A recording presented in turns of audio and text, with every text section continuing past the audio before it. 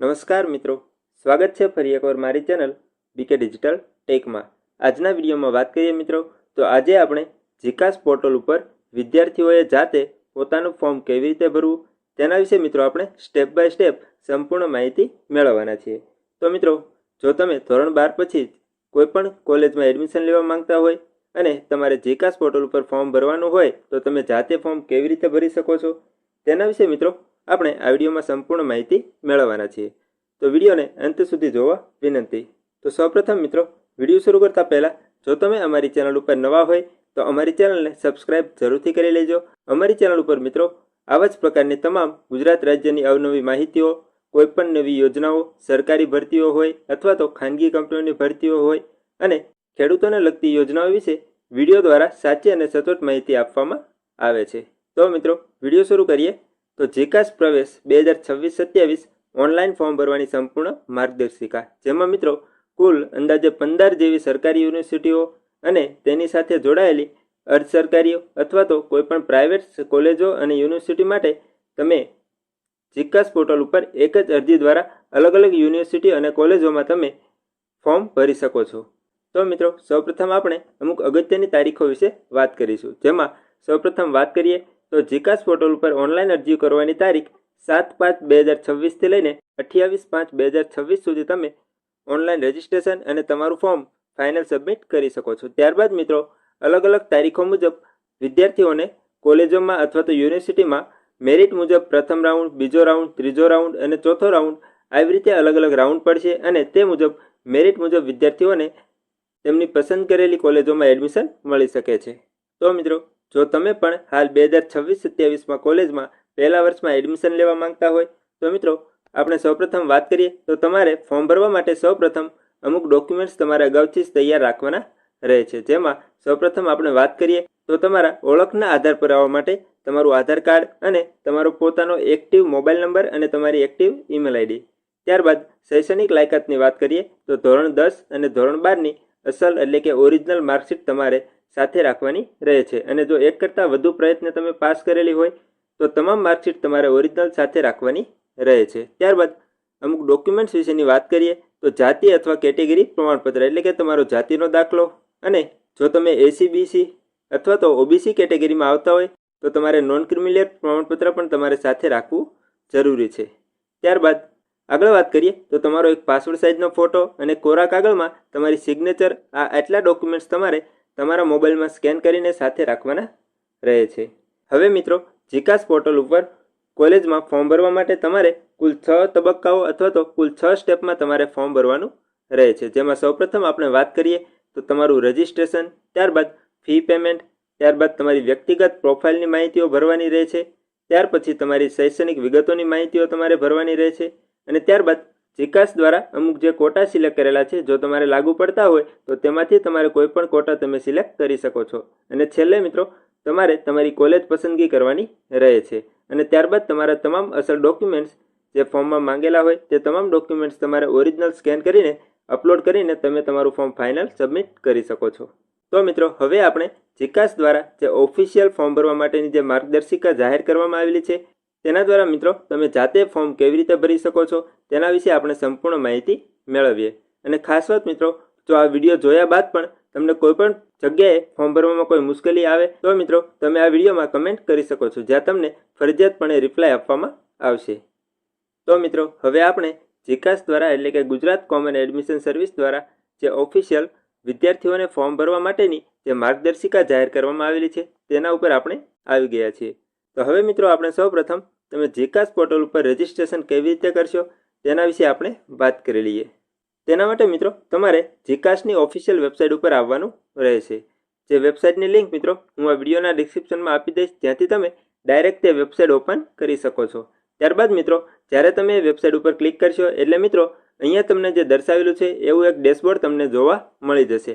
આ ડેશબોર્ડ ઉપર મિત્રો જો તમે સૌપ્રથમ રજિસ્ટ્રેશન કરી રહ્યા હોય તો મિત્રો અહીંયા જે એડમિશન ફોર ન્યૂ સ્ટુડન્ટનો ઓપ્શન આપેલો છે તેના ઉપર તમારે ક્લિક કરવાનું રહે છે।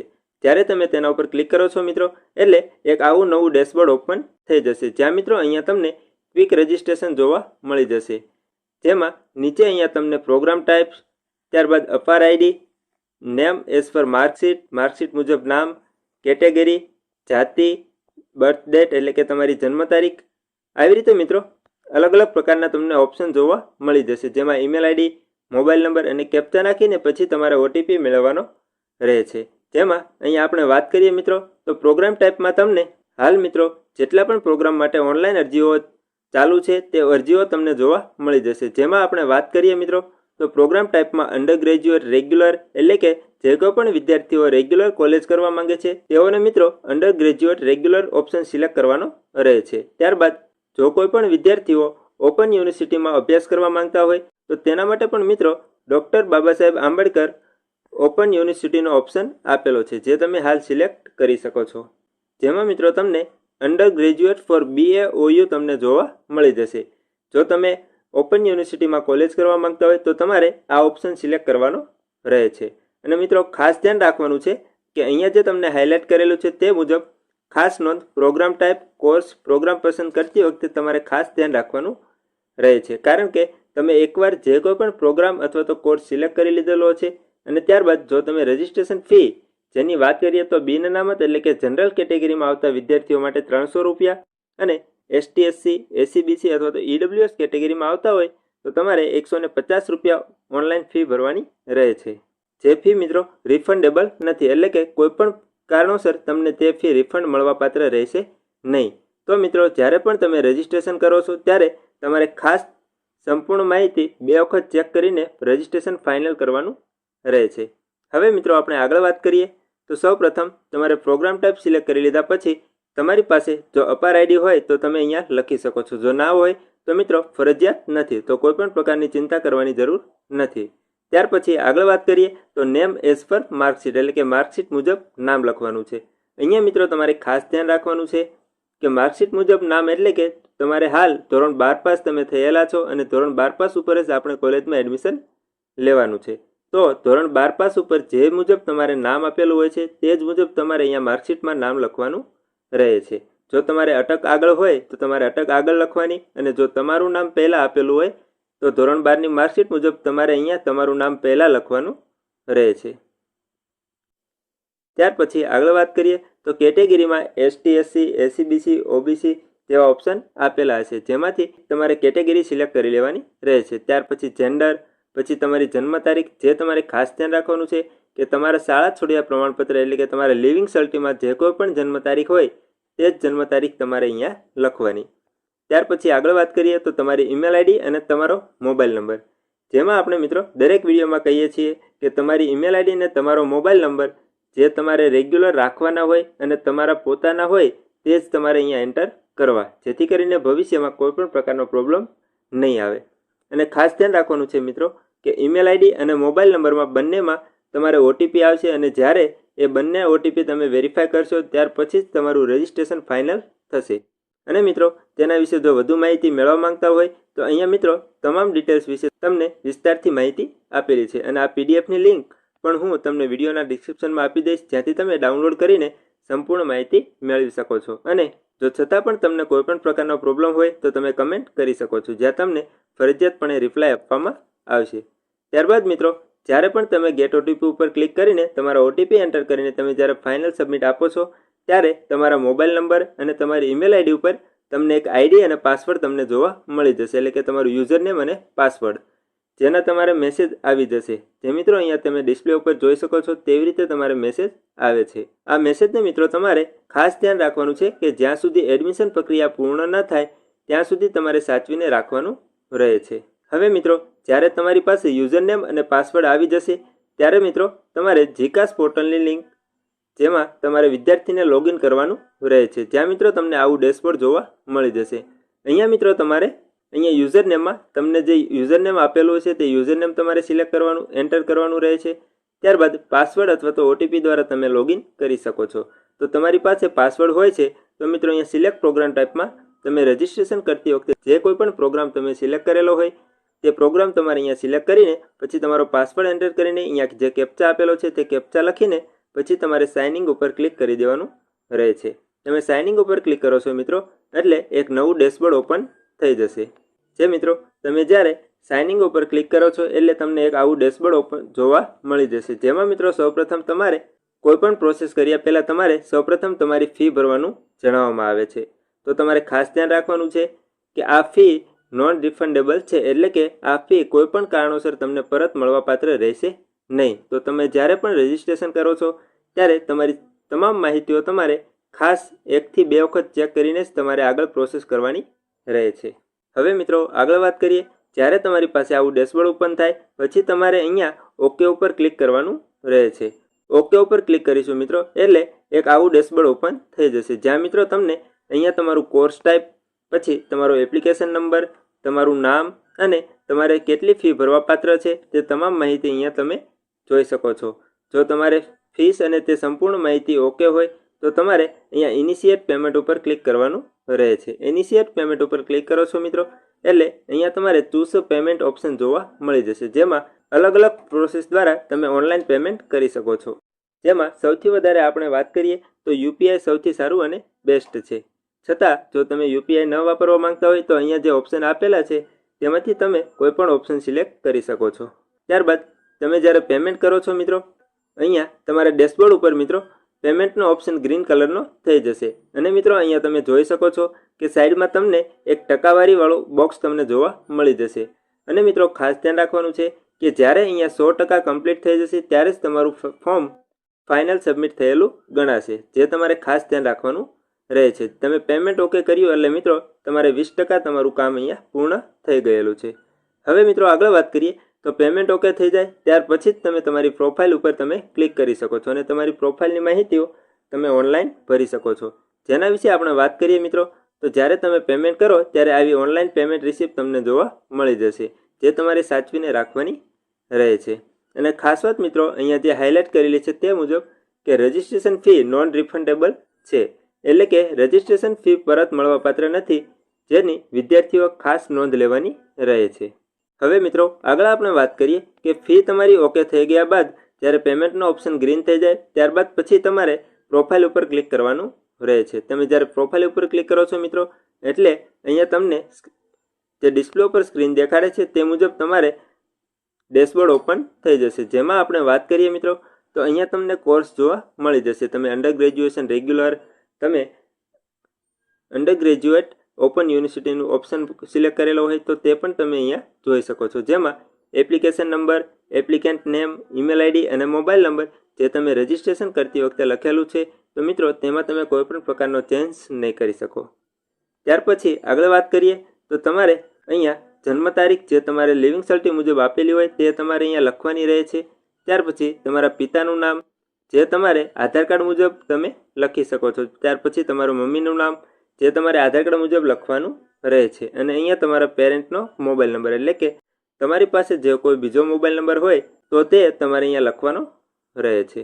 ત્યાર પછી આગળ વાત કરીએ મિત્રો તો અહીંયા કેટેગરીમાં જે તમારી કેટેગરી હોય તે તમારે સિલેક્ટ કરવાની રહે છે. ત્યાર પછી તમારો જાતિનો દાખલો જે તારીખે તમે કઢવેલો હોય તે તારીખ તમારે અહીંયા લખવાની રહે છે. ત્યાર પછી જો તમે એસીબીસી અથવા તો ઓબીસી સિલેક્ટ કરેલું હોય તો તમારી પાસે નોન ક્રિમિનલ સર્ટિફિકેટ હોય તો તે પણ તમારે અહીંયા લખવાનું રહે છે. ત્યાર પછી તમારું જેન્ડર, એટલે કે તમે મેલ અથવા તો ફિમેલ. ત્યાર પછી ટાઈપ ઓફ ડિસેબિલિટી, જો તમારે ડિસેબિલિટીનું સર્ટિફિકેટ હોય તો તમારે અહીંયા જે ઓપ્શન આપેલા છે તે તમારે સિલેક્ટ કરવાના રહે છે. ત્યાર પછી તમારું રિલિજન, હિન્દુ, મુસ્લિમ, ક્રિશ્ચન જે કોઈ પણ હોય તે તમારે અહીંયા લખવાનું રહે છે. રાષ્ટ્રીયતામાં તમારે ઇન્ડિયન હોય તો ઇન્ડિયન સિલેક્ટ કરી દેવાનું. અને ખૂબ જ અગત્યની વાત કે મિત્રો અહીંયા તમારો આધાર કાર્ડ નંબર તમારે અહીંયા લખવાનો રહે છે.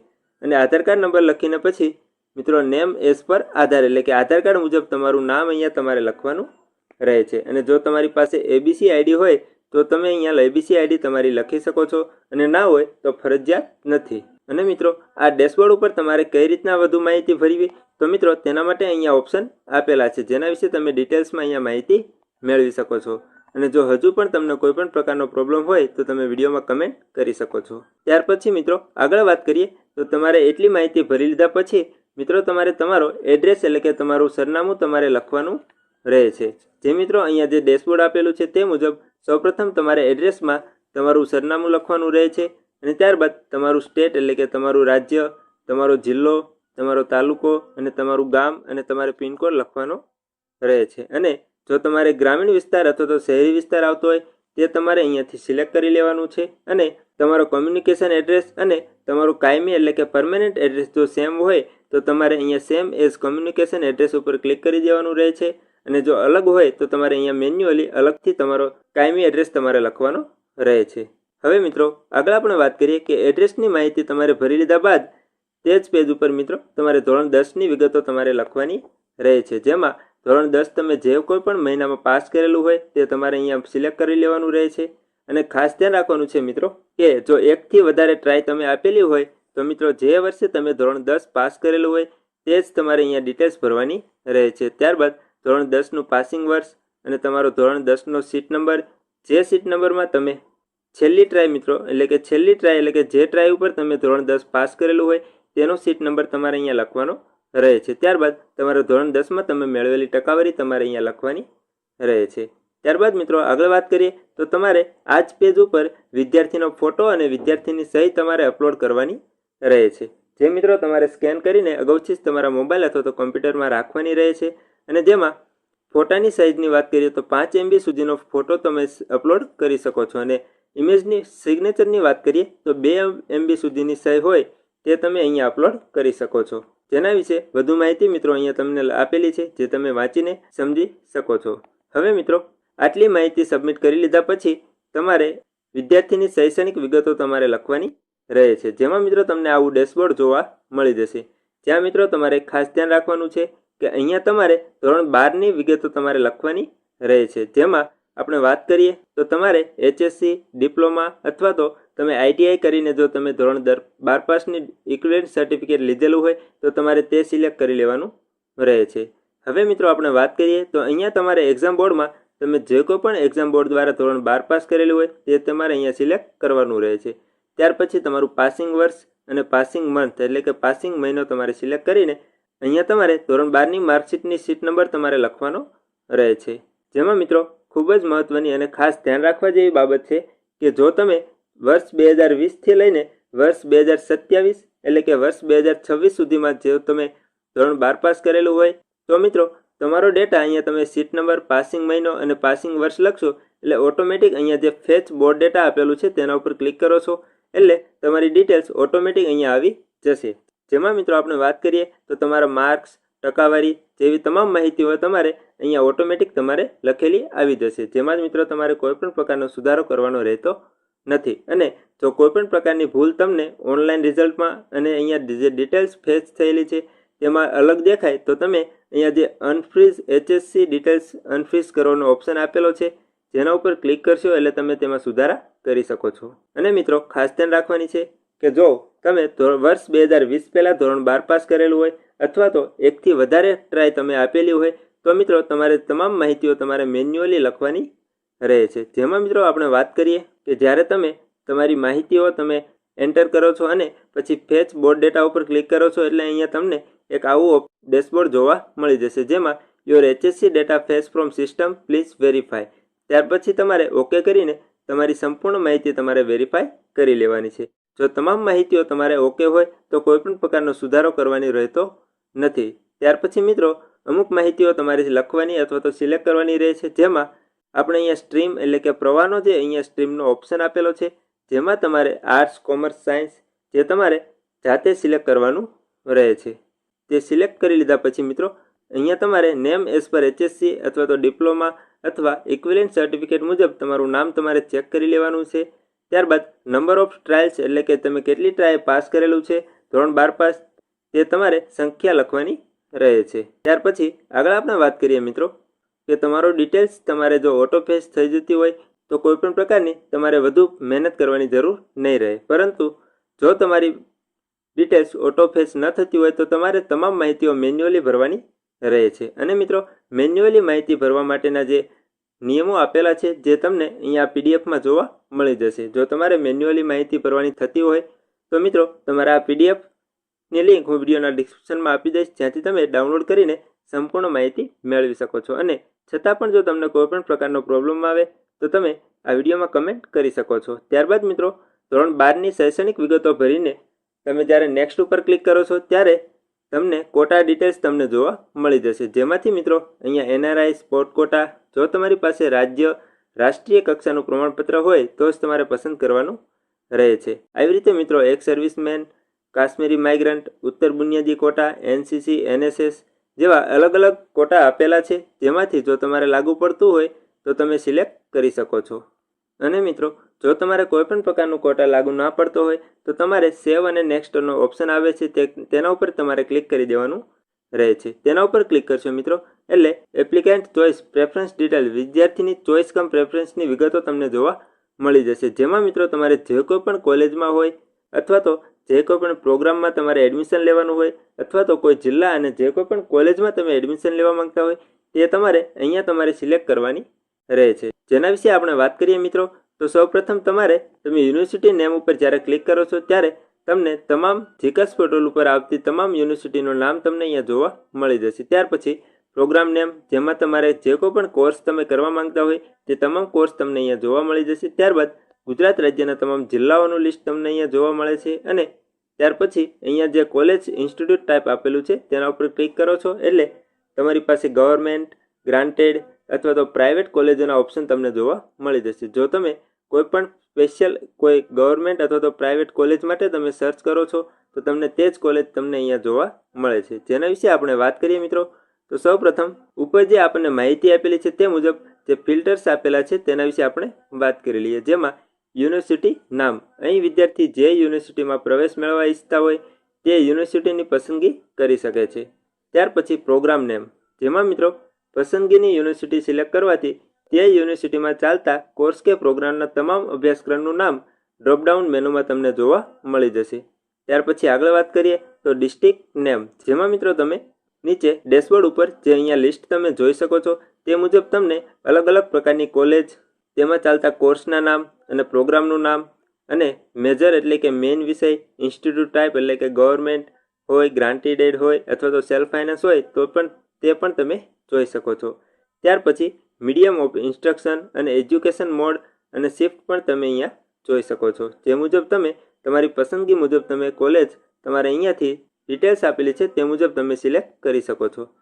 અહીંયા મિત્રો આગળ આપણે વાત કરીએ તો તમે અલગ અલગ કોલેજ, અલગ અલગ જિલ્લાઓ અને અલગ અલગ પ્રોગ્રામ માટે તમે અહીંયા એક જ અરજી કરી શકો છો, જેમાં તમારી ઈચ્છા મુજબ તમે જે કોઈ પણ કોલેજમાં એડમિશન લેવા માંગતા હોય તે તમામ કોલેજો તમે તમારા પ્રેફરન્સ મુજબ તમે સિલેક્ટ કરી શકો છો. જેમાં મિત્રો તમે જ્યારે કોલેજ સિલેક્ટ કરો છો અહીંયા જે પ્લસનું નિશાન આપેલું હોય છે તે પ્લસના નિશાન ઉપર તમે સિલેક્ટ કરો છો મિત્રો, ત્યાર પછી તે કોલેજના લિસ્ટ તમને અહીંયા નીચે જે ડિટેલ્સ આપેલી હશે તે ડિટેલ્સમાં તમે અહીંયા તમામ કોલેજનું લિસ્ટ તમે અહીંયા જોઈ શકો છો, જે મિત્રો અહીંયા અલગ અલગ કલરમાં તમને જોવા મળી જશે. અને જો તમે આ પ્રેફરન્સમાં તમે કોઈ પણ કોલેજને ઉપર અથવા તો નીચે લેવા માંગતા હોય તો તે પણ મિત્રો તમે અહીંયા જે ડ્રેગનો ઓપ્શન આપેલો છે તે ડ્રેગનો ઓપ્શન ઉપયોગ કરીને તમે કોલેજને ઉપર અથવા નીચે લઈ શકો છો.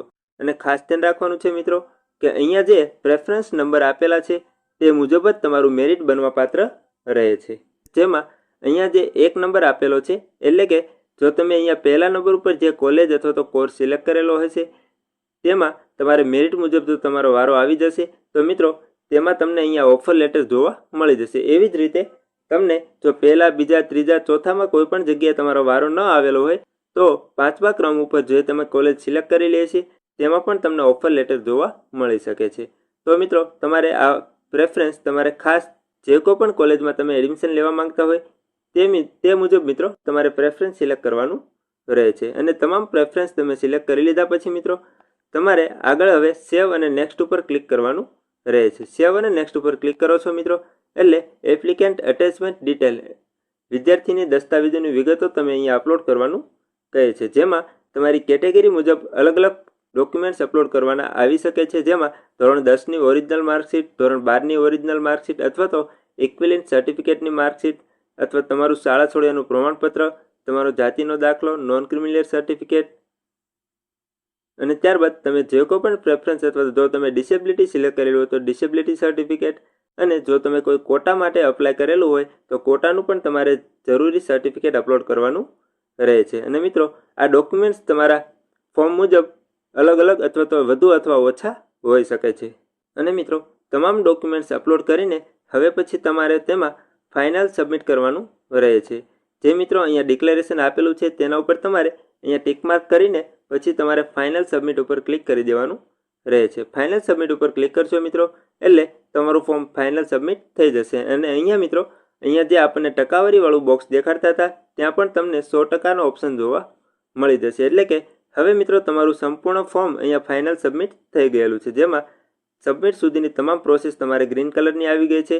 એટલે કે હવે તમારે આગળ કોઈ પણ પ્રકારની પ્રોસેસ કરવાની રહેતી નથી. હવે મિત્રો જ્યારે પણ જીકાસ પોર્ટલ દ્વારા પહેલો રાઉન્ડ જાહેર કરવામાં આવે છે, એટલે કે તારીખ 29/5/2026 લઈને તારીખ 6/6/2026 સુધીમાં પહેલો રાઉન્ડ જાહેર કરવામાં આવશે, જેમાં વિદ્યાર્થીઓએ પોતાની કોલેજ પસંદ કરીને તેમાં એડમિશનની પ્રક્રિયા ચાલુ કરી દેવાની રહે છે. જેના વિશે મિત્રો આપણે આગળ વાત કરીએ કે જ્યારે તમારું ફોર્મ ફાઇનલ સબમિટ થઈ જાય અને પછી મિત્રો હવે તમારે કોલેજની પ્રેફરન્સ અથવા તો કોલેજની ઓફર લેટર જે આવે છે તે ઓફર લેટર ઉપર તમારે આગળની પ્રોસેસ કરવાની રહે છે. તે તમારે કેવી રીતે કરવાની રહે છે, જેમાં મિત્રો સૌપ્રથમ આપણે વાત કરીએ તો પ્રવેશ કન્ફર્મેશન અને કન્સેન્ટ, એટલે કે જ્યારે મેરિટ જાહેર કરવામાં આવે છે અને પ્રથમ રાઉન્ડ તમારે જાહેર કરવામાં આવે છે ત્યારબાદ તમારે કન્સેન્ટ આપવાનું રહે છે. એટલે કે વિદ્યાર્થી દ્વારા એક વખત તમામ સાચી માહિતી સાથેની અરજી સબમિટ થઈ જાય ત્યારબાદ સ્નાતક કક્ષાના પ્રોગ્રામમાં પ્રવેશ માટે પ્રવેશ પ્રક્રિયા 2026-27ના શિડ્યુલમાં દર્શાવેલ ટેકનિકલ પ્રોસેસ અને પ્રવેશ ઓફરની તારીખના રોજ રાત્રે 12 કલાકથી વિદ્યાર્થી દ્વારા ઓનલાઈન અરજીમાં પ્રેફરન્સ આપેલ યુનિવર્સિટી, કોલેજ, પ્રોગ્રામ, મુખ્ય વિષય, મુખ્ય સંબંધિત યુનિવર્સિટી, કોલેજ દ્વારા તેમના પ્રવેશના નિયમોને આધારે પ્રવેશની ઓફર આપવામાં આવે છે, જે વિદ્યાર્થીને તેમના લોગિન ડેશબોર્ડમાં એપ્લિકેશન ઓફર ઇન્ફોર્મેશન પ્રવેશ ઓફરની માહિતી ટેબ હેઠળ જોવા મળી જશે, જે મિત્રો અહીંયા તમે જોઈ શકો છો. જેમાં મિત્રો જો તમારે વિદ્યાર્થી જો તેને મળેલ ઓફર કન્ફર્મ કરવા ઈચ્છે છે તો અહીં દર્શાવ્યા મુજબ કન્ફર્મ ઓફર બટન ઉપર ક્લિક કરવાનું રહે છે અને ત્યારબાદ કન્ફર્મ ઓફર બટન ઉપર ક્લિક કરવાથી વિદ્યાર્થીને નીચે મુજબનું પોપઅપ જોવા મળી જશે. જેમાં મિત્રો તમામ વિદ્યાર્થીઓ ખાસ ધ્યાન રાખવાનું છે કે જો તમને જે કોઈ પણ કોલેજમાં તમને એડમિશન માટે પ્રેફરન્સ મળેલું હોય છતાં પણ જો તમે આગલા રાઉન્ડ માટે તમે અન્ય કોઈ કોલેજમાં એડમિશન મેળવવા માંગતા હોય તો તમારે want to participate in next round if upgrade ઉપર તમારે ક્લિક કરી દેવાનું રહે છે, જેથી કરીને તમારે જે કોઈ પણ કોલેજમાં તમને એડમિશન માટે મોકો મળેલો હશે તેના ઉપરના પ્રેફરન્સમાં જો કોઈ પણ કોલેજો હશે તો તેમાં પણ તમારે વારો આવવાનો ચાન્સ મળી શકે છે. અને જો નેક્સ્ટ રાઉન્ડમાં તેમાં વારો નહીં આવે તો તમે હાલ જે કન્સેન્ટ આપેલું છે તે કોલેજ તમારા માટે લોક થઈ ગયેલી હશે તેમાં તમે એડમિશન મેળવી શકો છો. અને મિત્રો આ કન્સેન્ટ અને પ્રેફરન્સ વિશે મિત્રો ઘણા બધા વિદ્યાર્થીઓને હજુ પણ કેટલું બધું કન્ફ્યુઝન રહે છે.